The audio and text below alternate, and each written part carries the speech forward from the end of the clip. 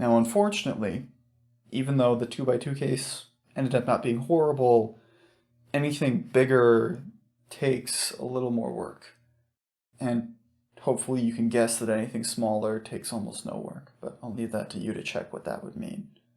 Anyway, let's think about a 3 by 3 case, where if we want a matrix, something like this, to have an inverse, we would need something general like that to give us the 3 by 3 identity matrix.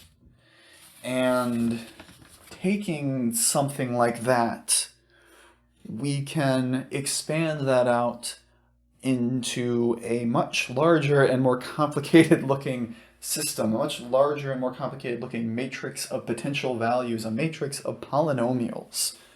Not the sort of thing I'd normally expect you to do, but I do want to show you what this looks like, at least once, where we can then turn that into a few simultaneous systems.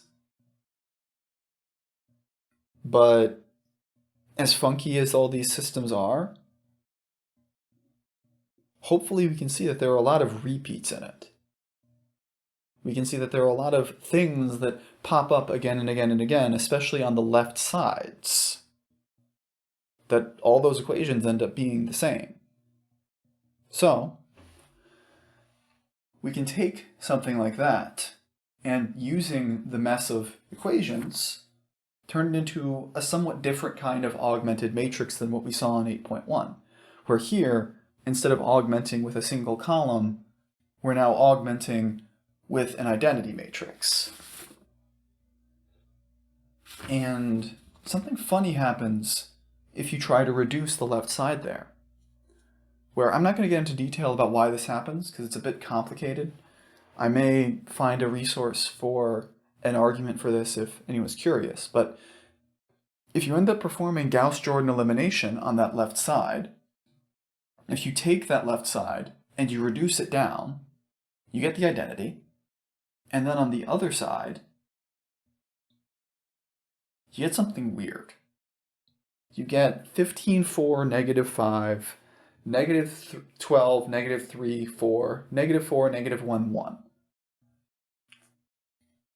And that looks like it might be noise, but actually, if you take that piece and you multiply it by the one that you started with, you'll actually end up getting the identity matrix.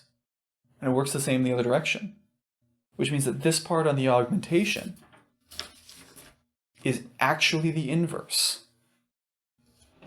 So this leads to a general process for finding the inverse of a larger system, where what you do is you start with the n by n matrix A, then form the augmented matrix with the identity of that type.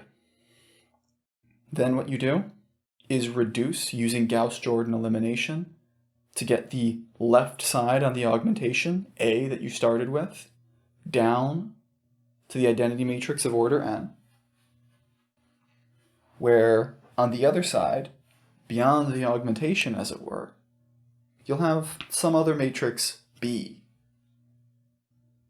And that matrix B is going to be your inverse. And then from there, you can check to make sure that works. But if you have an invertible matrix, this is a way to get it. And we'll see an example of this at work in the next video.